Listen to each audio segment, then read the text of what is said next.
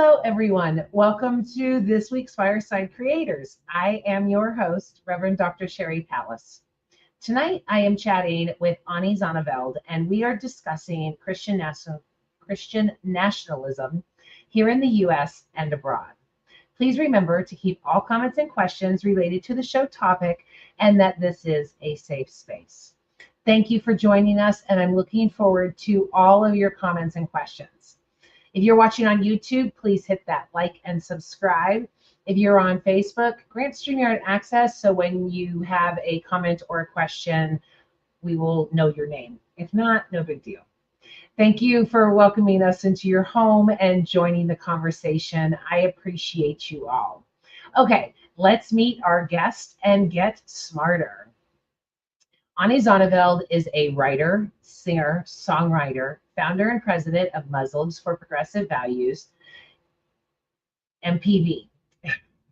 It's a weird day.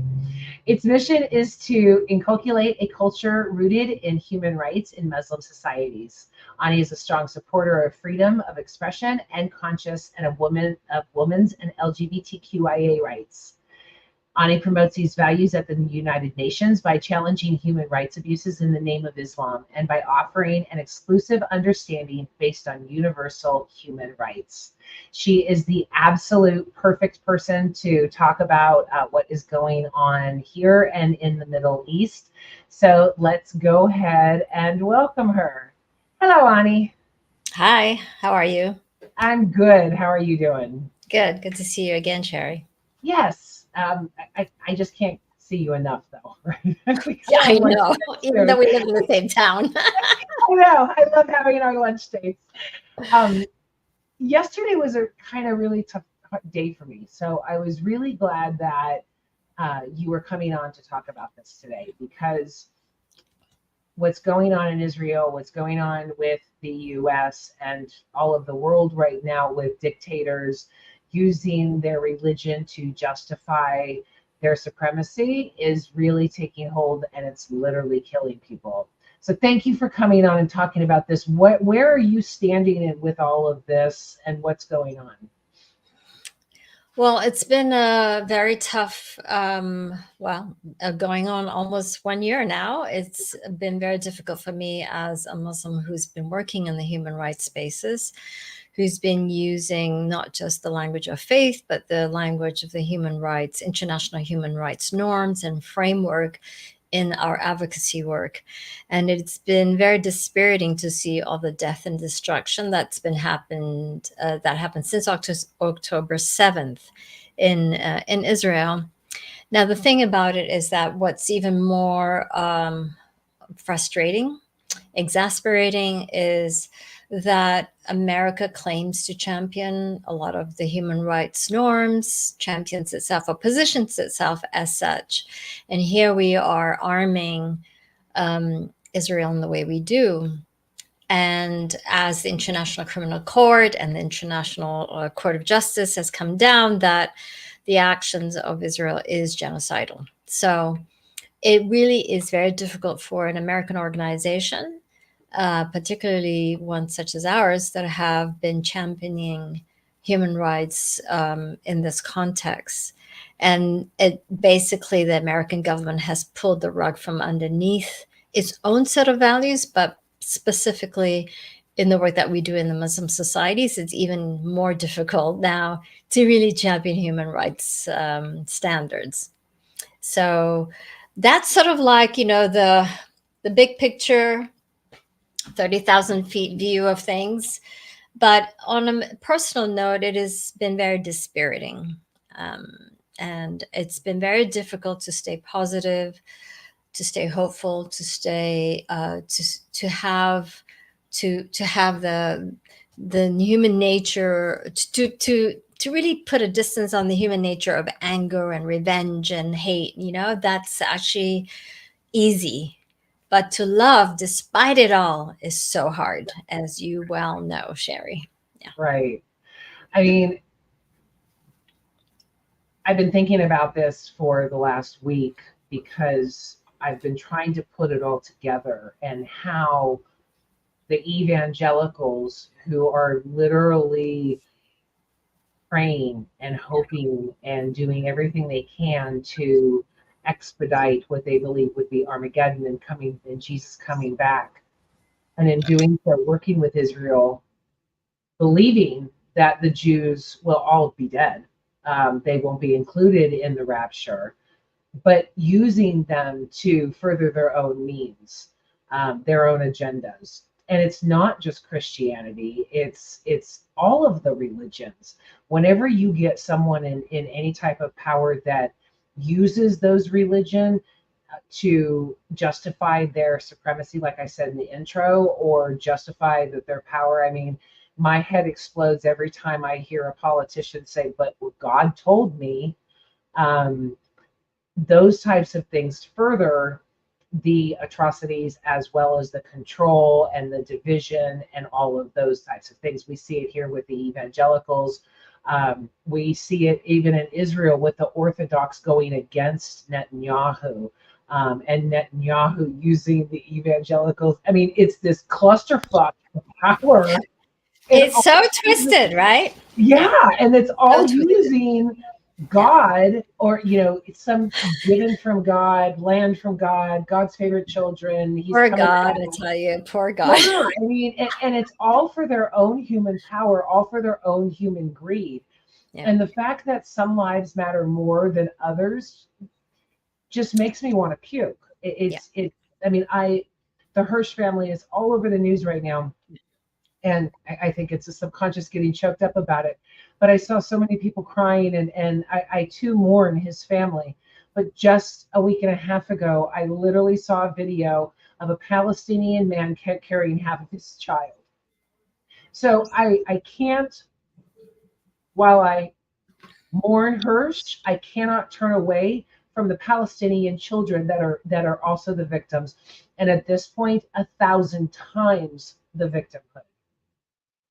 So it's been just to touch on a few things. When it comes to Israel, it's very strange because you have some of the Orthodox who are against Netanyahu or against the establishment of the state of Israel, even, and then you've got and then he's using, the political right of Israel is using religion to justify all its atrocities. Yeah. At the same time, the Orthodox Jews are saying, no, no, no, no, no, this is not Judaism.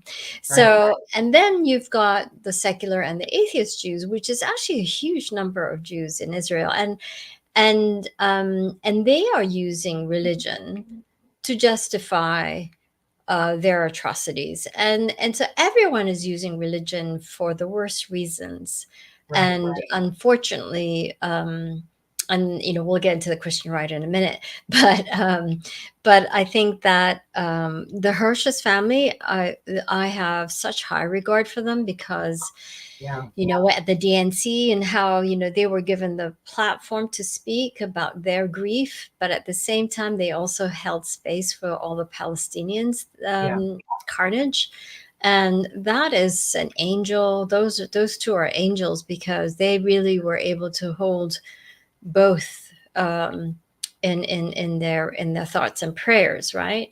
And so I think that, and it's really unfortunate that the DNC didn't have that sort of empathy for the Palestinian cause or the suffering of the Palestinian Americans, right? Yeah. And so, I was talking to Lisa Sharon Harper earlier, and she wrote about it, how this is erasing the Palestinian American identity, just as Israel is also, acting on its genocide against the Palestinians. And so it's just, there's that going on in Israel and Gaza and the West Bank now, and then there's this going on in America, but it's coming from the same hierarchy of whose life is more valuable. And I want to drill in a little bit on that. Look, I love Biden. At one point, I was invited to the White House for Eid celebration reception on several occasions. I held his hand. He was really genuinely inclusive of American Muslims, as he is what I thought is of all Americans.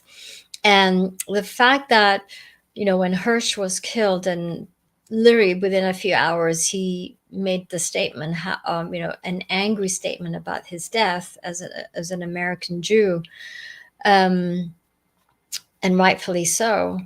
There have been several American Palestinians that have been killed by the IDF and by settlers in the last year and beyond. And he has never, never, ever spoken up in an angry way in this manner.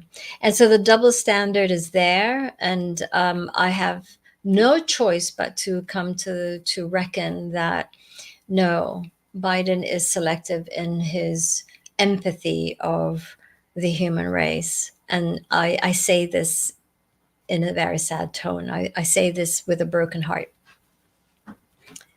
I think everybody has that at some point. It's especially, and I'm not defending Biden, but you're right. I mean, I could say, well, he knew that family, he had been talking to that family, but I'm seeing it across everywhere. It's people taking sides, and it really, when I think that people take sides, then the people are also blamed, and it's not the people. A friend of mine posted the other day, "I'm against everyone who's an anti-Semitic, and you should delete me now." And I commented that I love the Jews, I love their history, I love their questioning, but Netanyahu is evil. Yeah. And when people start to take sides, and they take the sides of the people as opposed to looking at the power structure and the government and what is going on in that instance, and that circumstance, then it does become anti-Semitic. It does become Islamophobic. It does become racist and everything involved. I'm really happy to see that we have a comment here. I agreed. Fast fruit by the sea.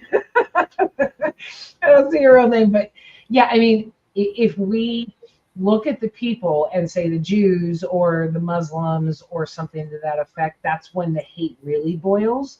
Yeah. But if we can hold power accountable, and power is using this, using God, using religion, doing all of these things to justify their atrocities, and I couldn't find. And again, I've been really busy, and so it's not something that I have delved into as far as research, but just thinking about history, I can't find a single instance where power and any type of religion got together and it didn't end in mass casualties. I can't.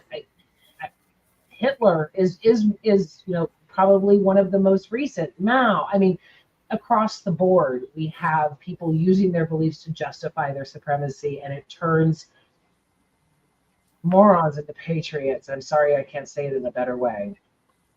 No, it's I think the excuse of using God as a way to mobilize the troops is as old as humanity. Right. And so, yeah, I don't think you would find documentation of that philosophy going back centuries, right? Yeah, so it's there in the history books, right? Yeah. So, yeah, I mean, you've got the Rwanda and the Rwanda genocide, right? So we've had genocide since then, since oh yeah, since the Jewish Holocaust. So, several, actually.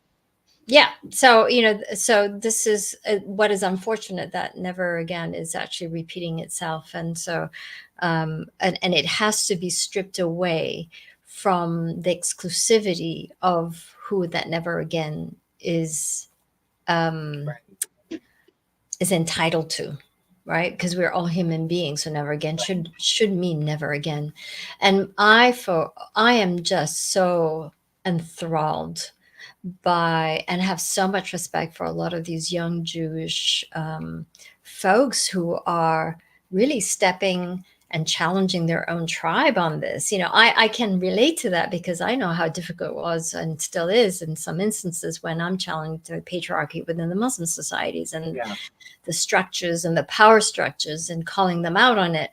the threats that I got from it, and being marginalized, etc.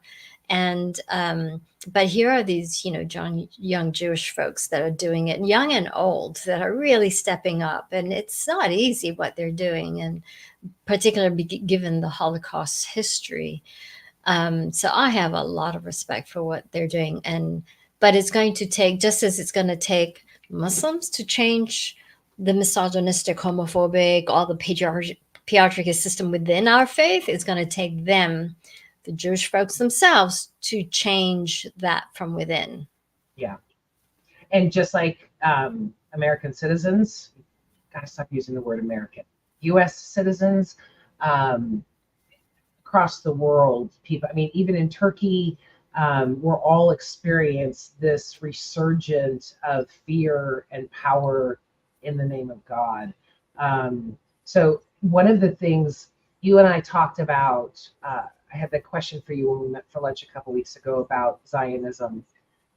And I told you I was really in flux about that, didn't know where to go. But one of the things that really aligned me and got not only our conversation, but the Instagram creators, the Jewish people who are coming up and who are stout Jewish people saying, I must question this because I'm Jewish. I must stand for justice because I'm Jewish.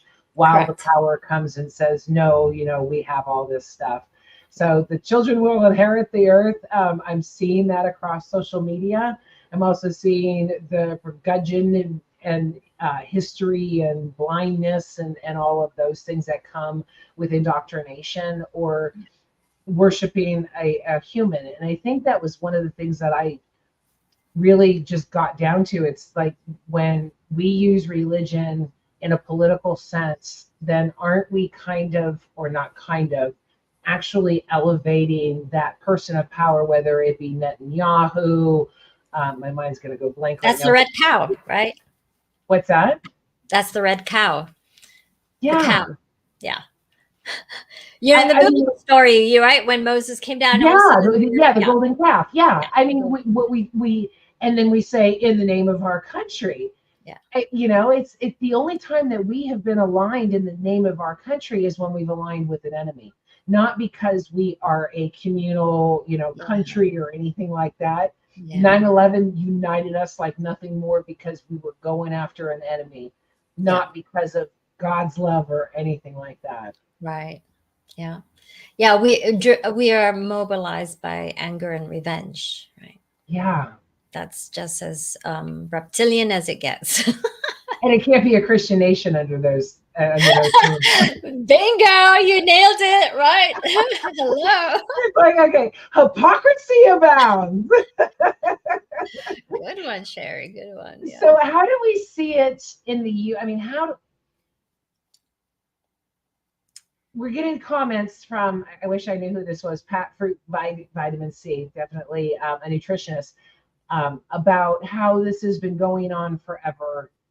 You and I see it as the fascist states of the Republican in Israel, in all of these places. But how do we start to fix it here? It has to be more than just speaking up, right? Because I'm seeing so many people go, well, Netanyahu's this and Trump is really a good guy. I mean, how do we even overcome these ignorant stances? Okay, first of all, I still don't understand how people can say Trump is a good guy. Okay, so how do we, first of all, I think for your audience, they need to know, if they don't know me already, but they need to know that I am critical of all forms of racism, extremism, and patriarchy system, supremacy, regardless of race, religion, creed, what have you. Muslims for Progressive Values, we just celebrated our 17th birthday. So for the 17 plus years, I've been really challenging the status quo, of the tyranny, the religious tyranny within the Muslim societies. And there's a lot of them. And so, including Saudi Arabia, Iran, and so on and so forth. So, when I'm critical of American foreign policy in the name of religion, or American domestic policies, and we'll get into that in a minute, and Israel policies when they use religion in a supremacist ideology, which is Zionism, I will criticize it, and so. And I criticize not because I'm Muslim and I want to criticize Israel. No, I criticize all forms of supremacy. Correct. So that said, I think one thing that I've been speaking up for some years now is the use of religion by our legislators, and how they've been legislating based on their extrapolation of the Bible, and how they've made that into law in the local at the state level. But what we have is that, and so that state level then has proliferated in many states, because they cut and paste those laws, right? The Republicans cut and paste those laws, and so there's a lot of those laws that's being passed, particularly when it comes to anti-LGBT rights, women's reproductive rights. And then you've got the Supreme Court, thanks to Trump, who's appointed all these judges. And so they are basically reinforcing their interpretation of the Bible on the rest of us. And so for many years, I've been saying that that the United States is no longer a secular state. It is actually a theocracy. And it's no different than Sharia law. If you extrapolate your reading of the Quran and legislate that into law, then that's what the Christians are doing in some of these state level legislations, right? So I call them the Christian Sharia law, which really irks them. But that's it. It is though. I mean, they have been screaming on the internet for like 15 years. The Muslims are trying to make this Sharia law, while they're coming behind this and going, no, we're going to do it the Christian way. I tell you, everything they say about Muslims, they are doing it themselves. Totally. Everything Trump says, as a matter of fact, Netanyahu is the same. Everything he says about the Palestinians, he's actually doing it. Yes.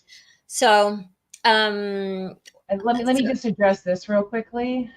No, Jimmy Carter was a Southern Baptist, not an evangelical. It is different. So, anyway. Yeah.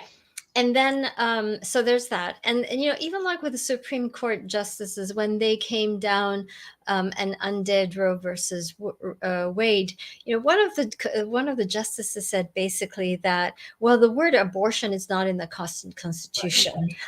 It's like, are you kidding me? And so everything about it's literal. It's just like the Taliban's, and it's just like the Saudis, until 2-3 years ago. But even then, that's questionable what their motives are. It's just all of them. It's it's the same bread, just a different side of it. Yeah, exactly.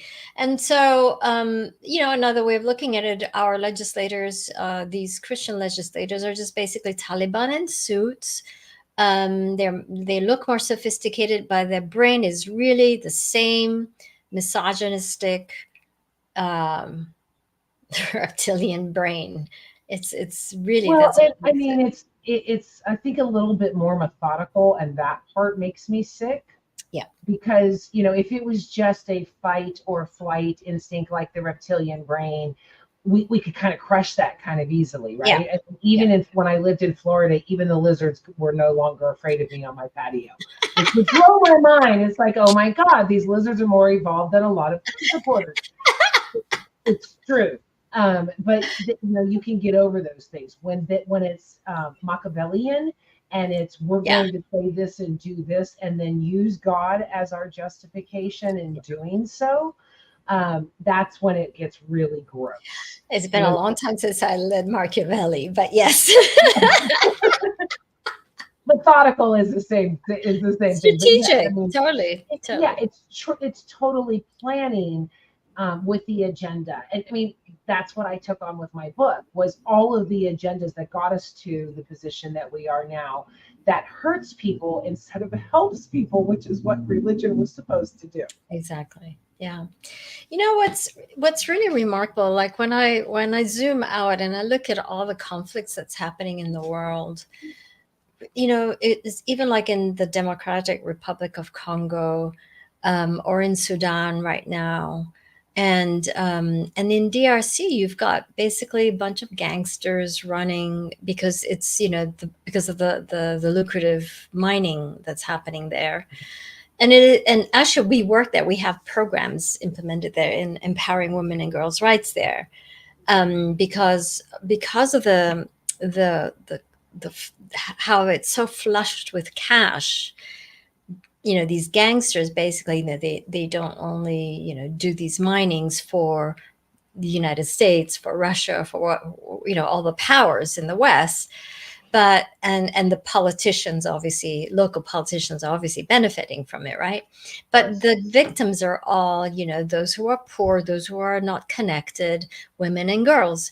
And so the program that we have is basically we work with religious leaders and really, you know, teaching and preaching about, hey, women, you know, be mindful of these kind of language and don't fall into entrapment of this kind of evil activities, as a way to educate them, because a lot of them are naive, right? They're village folks. They're very naive, they're innocent, pure hearted.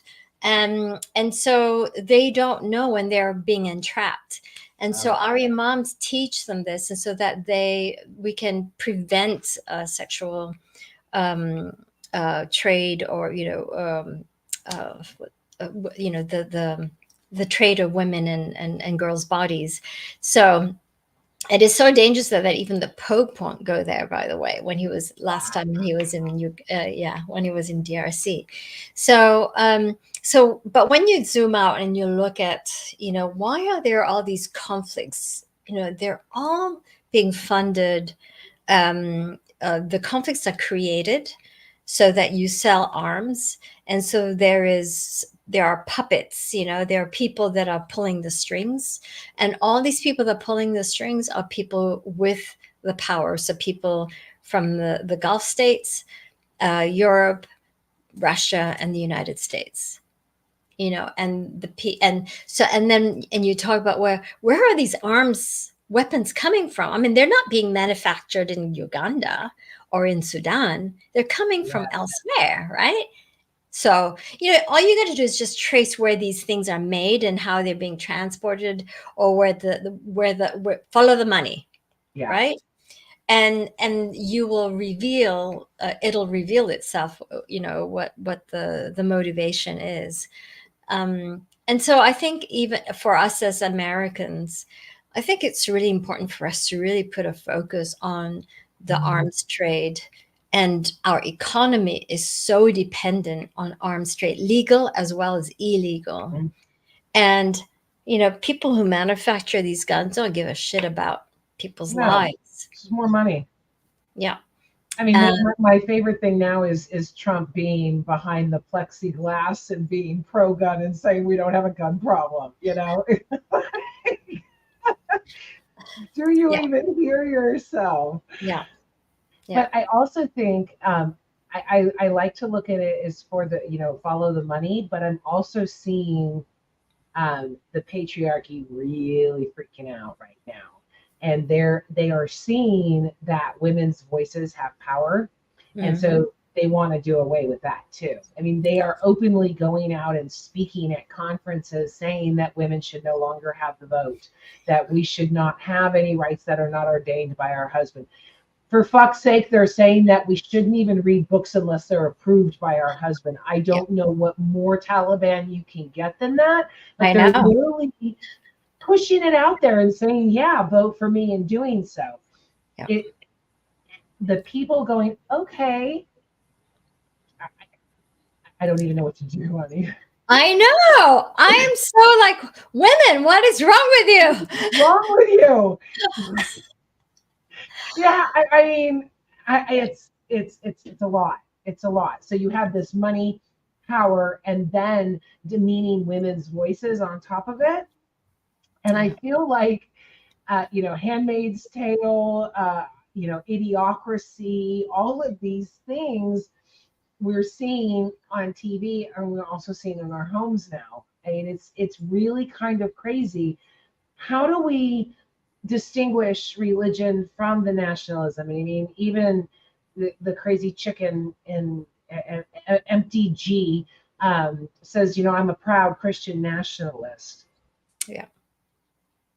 How do we even say, do you agree with this, or do you agree? I mean, how do we even combat that in some type of conversation without my head exploding like it wants to? Yeah. Sometimes what I find is that when I speak to conservative Muslims, I don't come at it like I'm a progressive Muslim. I don't do that. Or you must be a conservative. I don't make any assumptions about what the other person I'm speaking to, what their stance is on the slew of issues.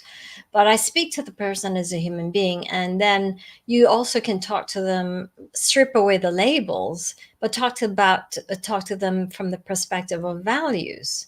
Right. Yeah. And so from Christian to Christian, you can talk to each other from the Jesus point of view, from how Jesus behaved against the powers that be during his time and his inclusivity, etc.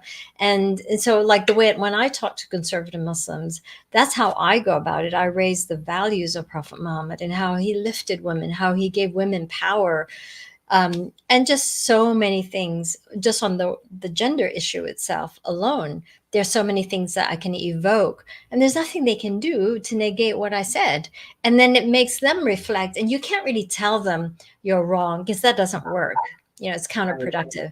You just have to give them the set of values and the framework of whatever it is that you agree with, the basis from which you come from. Like in your case, it's Christianity, in my case, it's Islam.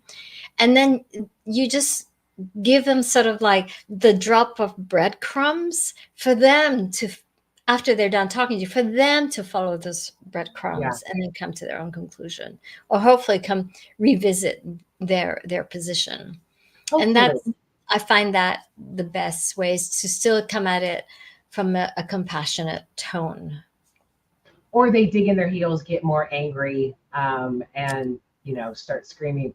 I've had every podcast I have done in promotion for my book has asked me, like, oh my God, you had to have gotten so much backlash on this book. And the only backlash that I've gotten is attacking love. And I can't even argue with that. I get that love is, this, and it's just, it's foo-foo and it's weakness, to which I say, then try it. But when those are your arguments of saying, well, okay, love sucks, then you can't also say, well, I'm a practicing fill in the blank, Christian, Muslim, Jewish person, all, even the Eastern religions. If you're not focused on love, then that's where the problem is. Right. And nationalism is never focused on love, ever.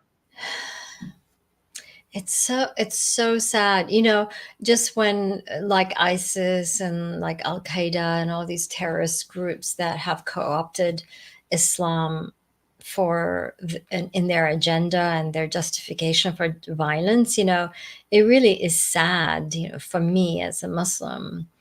And I can't imagine how sad it is for Christians, like real, true Jesus loving Christians, to have the name of Jesus just so dragged through the mud in that way, in the name of Christianity. So I think that we go through the 5 stages of grief. I haven't gotten past my anger with those yet. I see. When I see Jesus in an AI meme that is white with flowing blonde hair and blue eyes and carrying an AR, amassed with a military behind them, that makes me really angry. To slander, to blaspheme, to do all of those things, and to create that Jesus in their image. It's the same thing ISIS does with Muhammad. It's the same thing that Jews had done with Abraham and Moses and all of that, which is why we have ruined God. It's not a matter of anything else. It's a matter of us getting in there and taking our agendas and our personal needs ahead of everyone else's. Right. And it just grosses me out. Yeah. There is a post that Muslims had first universities in the Middle Age, yeah, before the Europeans did. Yeah, Yep. that is true, actually. And the university graduation robe, And the that cap. yeah, the cap is actually it is said that you had to you carry the Quran there, so as a way of sort of honoring God and the sacred texts and your wisdom, your brain. And so so it's really funny how Muslims get no credit for any of that. And like, so, I mean, I have it in the book. So many surgical tools, all of those things that Muslims have really put forth because education, it was so important to them. Yeah. It was also really important to the founding fathers of the United States who weren't Christians, who hated the Puritans, who fought against it. Yet, oh, really? I didn't know that. Is this true? What is it? I didn't The see. I cord didn't. represents the umbilical cord, the thing on the hat. Oh, no, that I don't know. That would be interesting. Wow. This says Fartez Bouche of Moors. I see. Says Tarbouche of Moors. Esoteric knowledge. Okay. No, I don't Give know me your that. name. I don't want to call you past fruit by Mitzi. Yeah, You've had some wonderful comments. Thank you. I know, right? Yeah. Now So there. are we gonna is the whole world just gonna come out to vote in the next year and just flip tables and fix all this, or are we gonna have to deal with this for another 1,000 years? Oh, it's never gonna end. Sorry, Sherry. There's always gonna be a newer version, evolution of the same mindset, the same thinking, right? So the same strategy. So I do think that moving forward, we are with the elections are coming up, and so it is between Kamala versus Trump, and clearly. The obvious is the obvious needs to be stated, and that is Trump would be really detrimental to America, given his 2025 agenda. Even already, the Republicans in the House have already passed a bill that nonprofits who speak up who speak up for Palestinian rights, Right. will have their nonprofit status stripped. And so the language is such that now the Senate hasn't taken it up, and obviously it hasn't been signed into law. But if we had if we had the Senate also in the Republican hands, these kind of legislations would actually become law, and IRS would have to adopt that language, that legislation, as part of their function. That is to investigate nonprofits who. But isn't that against, Amendment 1? Isn't that against full free speech? And unless I know he's calling for the termination of the Constitution, Yeah. but I mean, wouldn't that be sued to high heaven here? Yeah, but the Supreme Court will find justification around it, right? So there's that. So, and then the other thing is, even in the state of California, we've got a legislation that is already passed and waiting for Gavin Newsom to sign. When it comes to it is basically equating Zionism with Judaism, and really curtailing freedom of speech as well. And they've done the same at Columbia University. So there's all of that going on.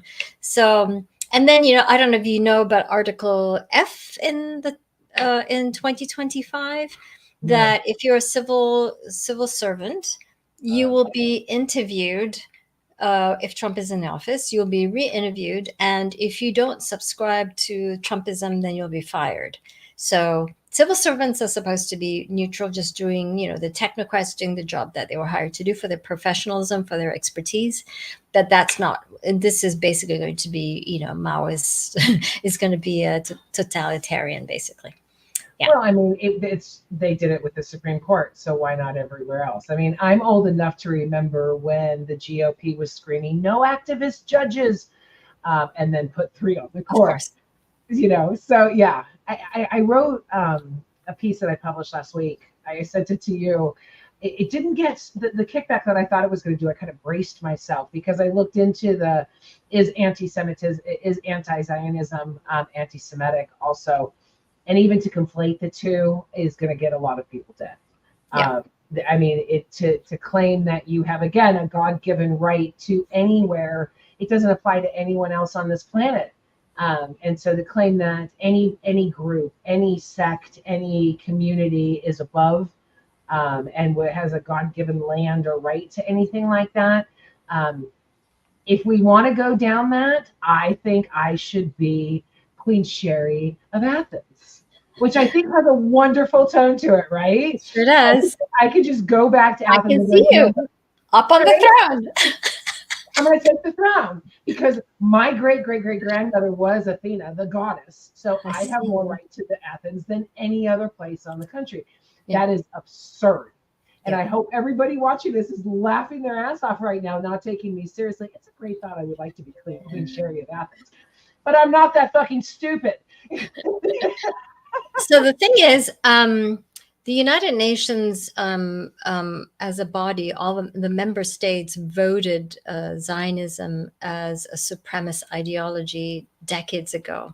Really? And Okay. then, yeah, and then what happened was there was going to be a discussion around that definition or the meaning of Zionism, and so the position of Israel was, well, you need to undo what you did for us to have this conference, and we'll participate in the conversation. So basically, you can't call us a racist and still have us in the room in order to have this conversation about Zionism.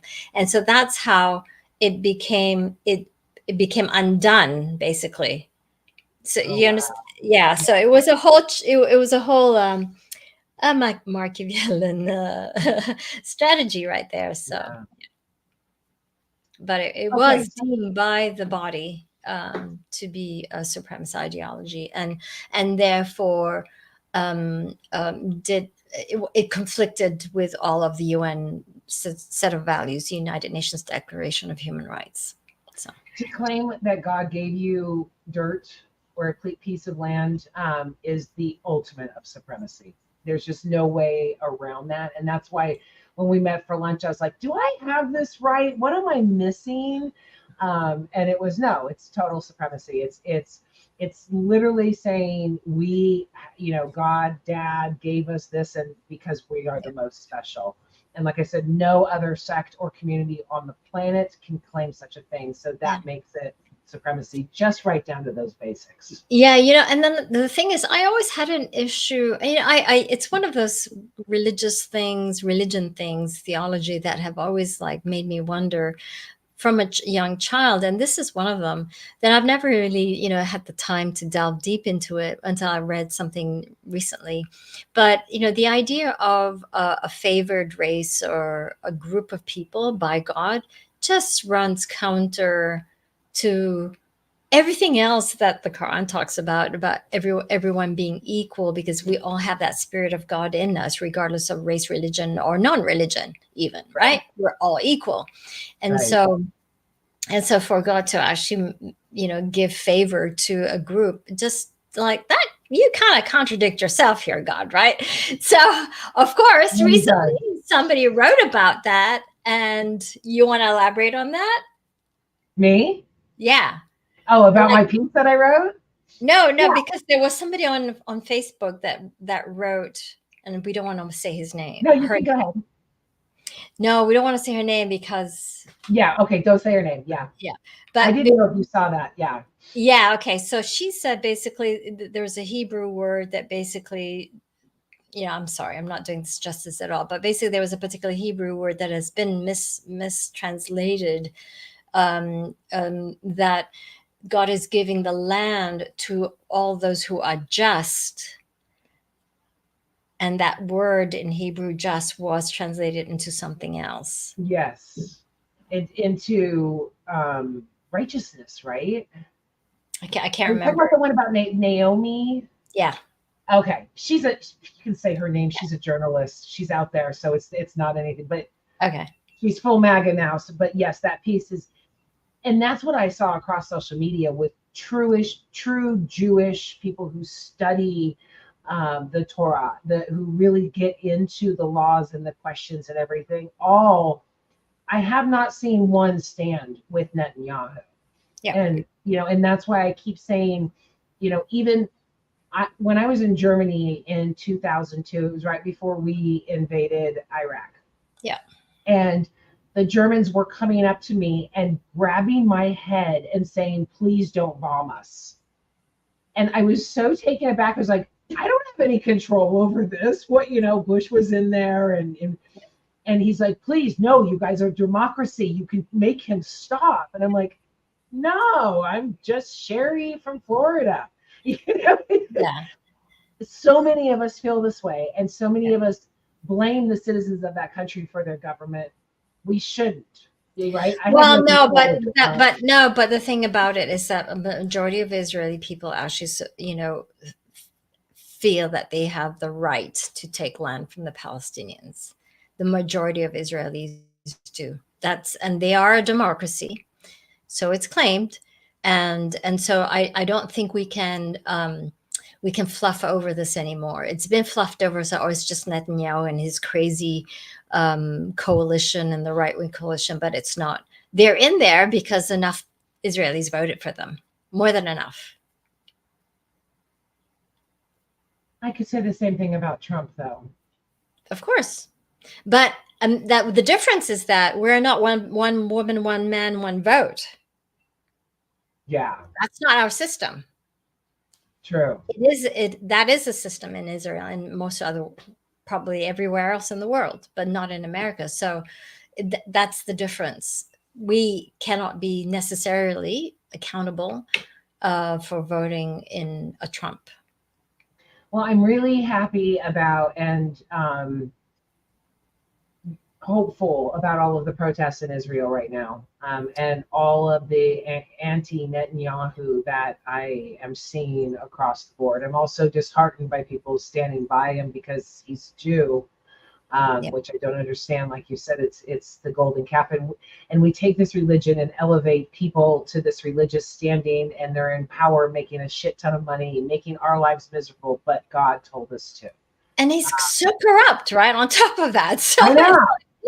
Aren't they all, though? Hitler was in prison before. Trump's at least 34 criminal offense. They're all criminals. That's the reason they take it. If we have some type of, I know we talked about Biden before, but how much love was there for the U.S. for him to step down? You don't see that across the world because of that power-hungry type of stuff. And that's what continues to screw us. Humanity, and when I say screw us. Yeah. Amen. Do you look like you're biting your tongue about Biden? No, like I said, I really have, I really care about the guy, and I think what he did with stepping down was really noble of him. But there's something human missing in that. I don't understand how he can be empathetic to or not empathetic at all to the degree that he is, when I really genuinely felt like he was really just a beautiful human being, genuinely so. And I'm just wondering how do people turn in this way, and why go down this path when all his policies when it comes to Israel has undermined Americans' interests in the world. You have no idea how bad this is in the rest of the world, how it was bad already when it comes to, because look, our diplomats go to these various governments, particularly those that are not so democratic in Africa and Asia and so on, and talk about democracy and how good it is for you and so on and so forth, and talk about human rights, about treating the minorities in your minorities, religious minorities in your country equally and all that good stuff, right? And then they just turn around. Well, you can't preach to us about this. You don't treat the Israel and Palestinian issue fairly. I mean, they throw this back at our diplomat and politician faces behind closed doors. Imagine that before October 7th. Now, imagine now. It's like we don't have a pot to pee in when it comes to human rights and social justice. Even that pastor from Bethlehem, Isaac Munter, and how he's a evangelical Methodist church, and his sermon for Christmas Eve was just heartbreaking, and how he basically called out the churches in the West. You guys are hypocrites. You guys are silent in this genocide that's happening to us. Where are you and your Christian values? And then he calls out also the Western democracy. He says, don't ever talk to us about human rights. Right. So, I mean, the only thing I can think of is, and it goes back to Biden's religion. I mean, especially with Christianity, the Jews are elevated. The Jews are supreme. Jesus was a Jew. They're not as good as the evangelicals because they're going to burn in hell. But the elevating Israel in general is because of their religious beliefs. I mean, you see all of the Catholics and, past fruit, we're just going to call them past fruit, is talking about how, they are all working together and getting involved because it's Israel. If it was anybody else, I think there would be a completely different tone. And that, I'm not justifying it. It adds an even a more disgusting layer to me because it's Israel. Well, what the fuck about the Palestinians? Jesus was a Palestinian Jew. So all of the convoluted and justification to claim land and to have greed and to have all of these things, God should be nowhere involved in any of this because there's no love in it. It's all greed. It's all power. And they're just using God to further their agendas, which was actually meant for 2,000 years, taking the Lord's name in vain.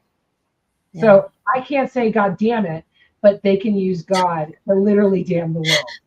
Make it make sense. Yeah.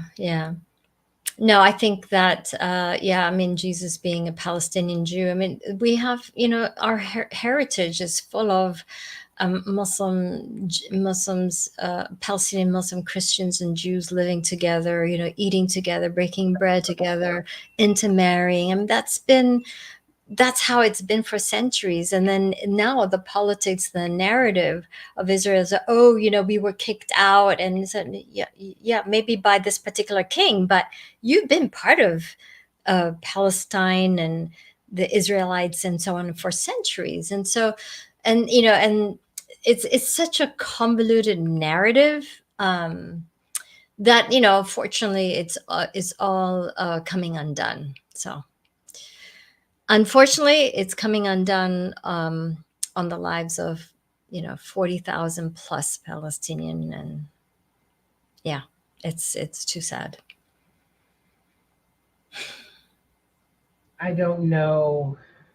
I mean, history's repeating itself, right? 100 years ago, we were all in similar situations. Different assholes at the top. It seems like there's always going to be one, right? Right? A different asshole. Dude, always a dude. Don't at me. I don't hate men. I hate evil dudes. So I don't know, maybe some femininity, maybe some matriarchy, maybe something like that is going to soften our hearts, because this to kill over something that is replaceable, it's like a life is irreplaceable. Land is replaceable. Housing, anything material is replaceable. So to say that a human life is less valuable than land or a house or something to that effect is the root of all evil. And until that changes, we're going to have this fucked up world that we're just all killing each other in the name of love. Yeah. In the name of love. Kill each other in the name of love. That's a good one. You should write that one down. It's in the book. See, I haven't gotten to that yet then. Yeah, that's a Yeah, good it's one. insane. I mean, when you boil it down and be like, okay, this is what you mean.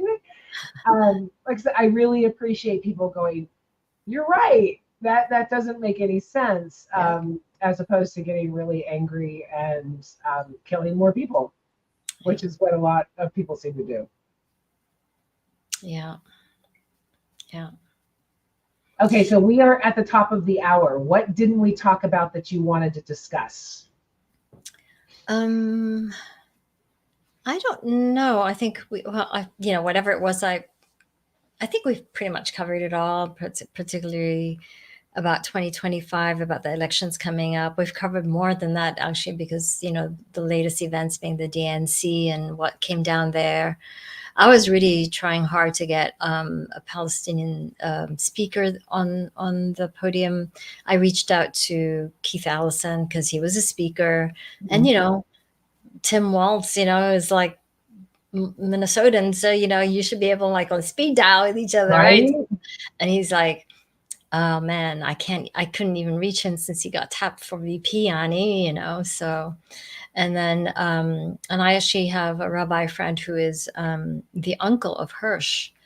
Wow. So, and his parents were on the podium, and they were just such angels. And so I had asked the rabbi, I mean, this is a really tall order, but if anyone's going to be able to get a Muslim to speak, would be someone like him, like the Hirsch's parents. But that, I think emotionally they were just, and I have total respect for that. They just don't have the emotional bandwidth to do with all that. So, No. so sadly it didn't happen. But I think that's going to actually really. I hope it's not going to hurt Kamala, but I want to acknowledge this. This is actually really important. That earlier this year, 1,000 Black church leaders bought advertisement in the New York Times and called for a ceasefire. Yes. And the fact that they did that says a lot about them and how they recognize the injustice. And really and really basically going up against the Christian white nationalism, right? By that action. And I will not deny a Black, brown woman her precedency on the issue of Palestine. That's my personal decision. Although I say that there's a lot of progressives on the left that don't agree vehemently or will not vote for her. So And that's crazy because Trump would just bomb Palestine, give the keys to Bibi, and then they'll name that area Trumpster land. Oh, it wouldn't. Yeah, and there would not be a West Bank anymore. No, I mean it's we can't. I think that this whole conversation can be summarized into stop elevating people into godly figures, and stop giving them the power to hurt others, because no one is perfect. There's literally not one person on this planet that has ever walked that was perfect. So we have to look at who's gonna fuck us and who's not gonna fuck us. Yeah. And and when I mean us, I mean humanity. Because it's really scary times right now. Just so you pass through it. No, Hamza Yusuf is not progressive, or fairly progressive for that matter. But maybe that's another conversation. Yeah, exactly. Pastor, email me. Let's talk. I really want to follow up more on all of your knowledge. It was beautiful. Okay, so any final comments, and where can people find you? Muslims for Progressive Values, mpvusa.org. Yes, that's my personal website. mpvusa.org is where most of my activities are. The organization, I'm, obviously pay more attention to that than my personal stuff. let's see what else. And obviously, Annie Zonneveld is my Instagram and Facebook and LinkedIn as well, and Twitter. So, Thank you so much. I love talking to you. Me too. I love talking to you, Sherry. I'm so glad, and I'm so sorry for needing to reschedule, but that would have been all ugly. But yes, let's do lunch again soon. And thank you so much. I love you so much. I will talk to you on the other side. Hold on. All right. Take care. Bye, everyone. Bye, Sherry. David, Facebook no longer allows streaming into groups, so I can't even do the VIP right now. I'm trying to work around it at this point, but Facebook sucks. I want to thank you all. That was a great show. I absolutely love Ani and the power that she gives the voices of women, and that she's trying to help the whole world be a more loving place. And for that, I just can't help but to love her. She's so damn smart too. Thanks for watching and your input. Again, Past Fruit, I want to know who you are. Next week's show is with Bill Cooper, and we are chatting about reaching new dreams. Don't forget to check out my book. It's everywhere. You can buy it everywhere. And we talk about a lot about all of this stuff. The follow-up course I will be announcing in the next couple of weeks, so I'm really excited about that. If you like the show, share it with your friends, subscribe, let me know your thoughts about the book and if you're reading it. Thanks again for watching. Have a wonderful week, and as always, walk in love. Bye.